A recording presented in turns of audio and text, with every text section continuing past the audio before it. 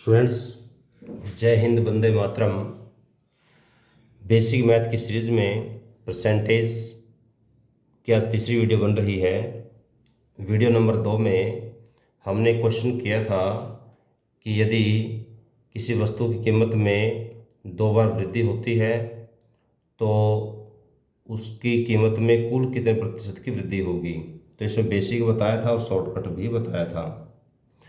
दूसरा इसी का टाइप हुआ था कि जब किसी वस्तु की कीमत में दोनों बार कमी होती है तो उस दशा में कुल कितने प्रतिशत की कमी होगी। तो इसका बेसिक बताने के बाद इसका शॉर्टकट भी बताया था। तो इसी टाइप के क्वेश्चनों में तीसरा टाइप क्वेश्चन उस टाइम रह गया था। वीडियो ताकि लंबी ना बने इस वजह से ये था जब दोनों बार वृद्धि हुई ही, ये थी जब दोनों बार कमी हुई। अब हम कर रहे हैं जब एक बार वृद्धि और एक बार कमी। क्वेश्चन मैंने पहले लिख लिया है ताकि वीडियो छोटी बने। मैथ सीखने के लिए पेन कॉपी साथ जरूर रख लें।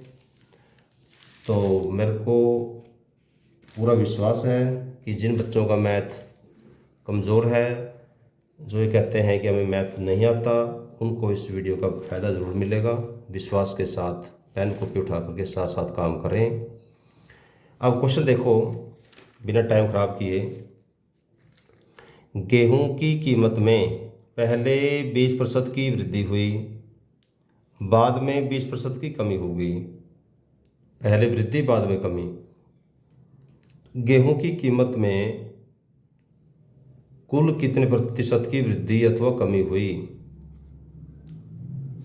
गेहूं की कीमत में जब एक बार बढ़ी है एक बार घटी है तो आपने बताना है कि कुल कितने प्रतिशत की वृद्धि होगी या कमी होगी। तो सबसे पहले तो स्टूडेंट्स के माइंड में जिनका बेसिक कमज़ोर है, जिनका मैथ कमज़ोर है, उनके दिमाग में एक ही बात जाएगी कि भी पहले 20 बढ़ गई बाद में 20 घट गई, ख़त्म, अर्थात न वृद्धि हुई न कमी हुई। 99% बच्चे इस ऑप्शन को ऑप्ट करेंगे, जबकि ऐसा नहीं होता। अब इसको एक आप शॉर्टकट से समझ सकते हो, और पहले बेसिक बताऊंगा इसका, बाद में इसका शॉर्टकट भी बताऊंगा। अब कीमत में वृद्धि हुई है। मान लेते हैं कीमत, गेहूं की कीमत मान लो आप 100 रुपये।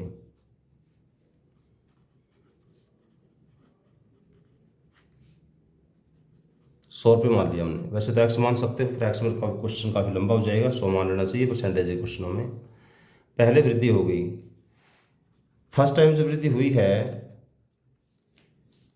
तो उसमें हुई है ये 20%। अब 20% किसका 20% है? जो उस टाइम कीमत थी। कीमत कितनी थी? 100 रुपये। तो इसका मतलब क्या है कि 20/100 गुणा 100 करने के बाद, वैसे काटने की जरूरत नहीं थी, है तो पता होना चाहिए था, जो मैंने कर लिया। फिर भी चलो, 20 रुपये की वृद्धि होगी। इसका मतलब है जो कीमत है ना, अब जो हमने 100 मानी थी वो 100 पहले थी और 20 और बढ़ गई तो 120 रुपये कीमत बन गई। अब उसी वस्तु की, वस्तु चाहे गेहूं हो या चावल हो या चना हो, कुछ भी हो, तरीका एक ही रहेगा। अब दोबारा कीमत घट गई। सेकंड टाइम में जो कीमत है वो घटी है। कितनी घटी है?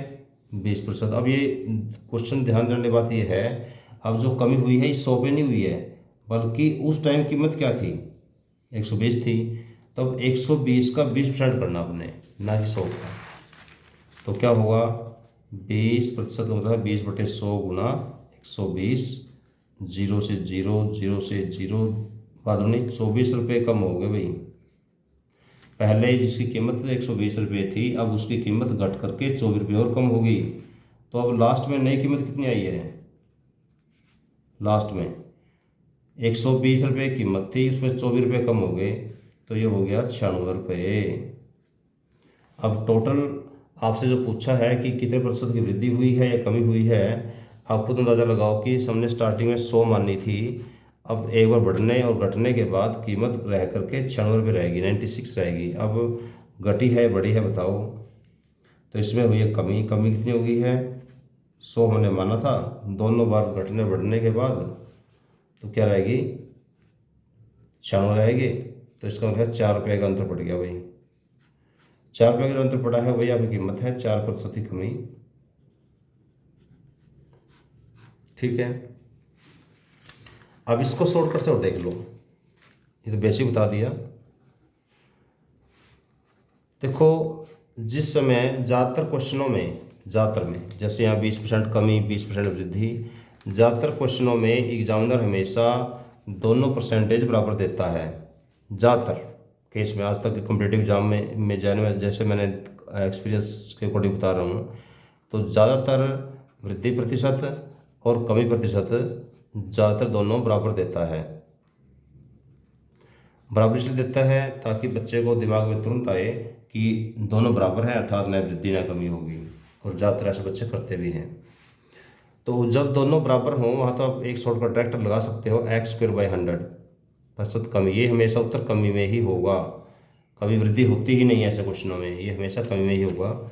जैसे दोनों 20-20 हैं तो क्या होगा, 20 × 20/100, बस 0 0 0 0, 2 दूने 4% कमी, उत्तर हमेशा कमी में आएगा, बस याद रखना। अब सेकंड क्वेश्चन इसी टाइप का, जैसे यहाँ पर दोनों 20-20 लिए थे, दोनों 30-30% होते तो शॉर्टकट करके देखो तो क्या होगा, 30 × 30/100 कितना होगा, 9% कमी, उत्तर कमी में आएगा हमेशा। तीसरा क्वेश्चन इसी टाइप का, दोनों 10-10% होता तो वृद्धि और कमी दोनों 10-10 होता, उत्तर क्या होता, 10 × 10/100 क्या होगा, 1% की कमी। तो ये तो था कि जब दोनों प्रतिशत बराबर हों, पर कई बार प्रतिशत दोनों अलग अलग भी हो सकते हैं। उत्तर का बता देता हूँ मैं आपको, यदि बाई चांस परसेंटेज अलग अलग हों तो यदि ऐसा हो जाए कि भाई पहली जो वृद्धि हुई है वो तो हो जाए 20%, बाद में जो कमी हुई है वो हो जाते 10%, अर्थात प्रतिशत क्या हो, अलग अलग हो। तो उस केस में बेसिक मैंने आपको कराई दिया है, इसका जो डायरेक्ट शॉर्टकट, इसका शॉर्टकट जो बनता है, कमी वृद्धि दोनों अलग अलग प्रतिशत में हो तो उसमें आप लगाओगे x - y - xy/100।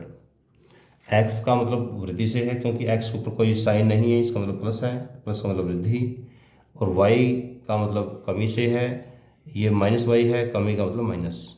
तो इसी में शॉर्टकट से यूज़ करते हुए 20 - 10 -10 × 20/100।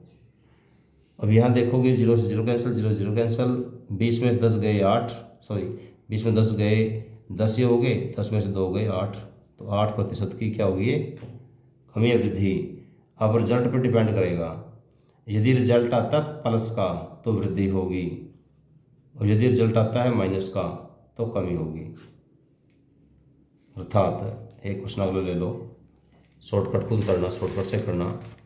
जैसे यहाँ था कि वृद्धि 20 थी, कमी 10 थी, यदि उल्टा हो जाए, कैसे कि वृद्धि हुई 10% की और बाद में कमी जो हुई वो हुई है 20% की। अब इसका शॉर्टकट आप करोगे, कैसे करोगे, फार्मूला वही x - y - xy/100। x का मतलब क्या है, प्लस से रहेगा, यहाँ पर प्लस की जो वृद्धि हुई है तो ये क्या होगा, 10 प्लस हो गया -20, माइनस के 10 × 20/100। अब काट लो इसको। ये वैसे क्वेश्चन फार्मूला दिमाग में रख करके डायरेक्ट अप्लाई करना, लिखने की जरूरत नहीं पड़ेगी पेपर में।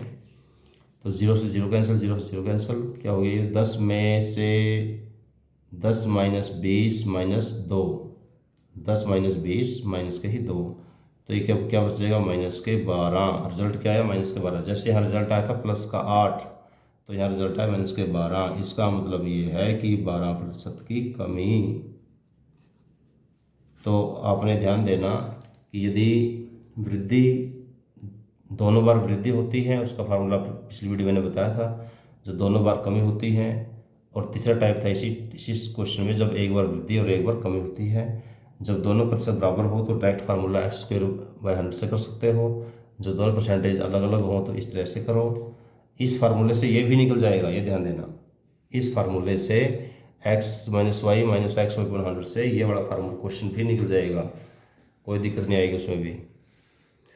तो ये वाला दो फार्मूले याद कर लेना, ये इसमें क्या होता है, सेकंड लगना है, इसमें 1 सेकंड लगनी है, ज़्यादा टाइम लगना ही नहीं। अब आपने खुद क्वेश्चन बनाने हैं, 10% वृद्धि 5% कमी, खुद उत्तर निकाल लो। 5% कमी, 15% वृद्धि, 10% कमी, 30% वृद्धि। ये क्वेश्चन को खुद बना के देखना आपने, 3-4 क्वेश्चन की प्रैक्टिस खुद करोगे तो ज़्यादा अच्छा रहेगा। 20% की कमी, 30% की वृद्धि। और अगला इसी टाइप का रहेगा 10% वृद्धि और 20% की कमी। 30 कर लो यहाँ पर, 30% की कमी, क्योंकि 10 और 20 तो हम कर चुके पहले।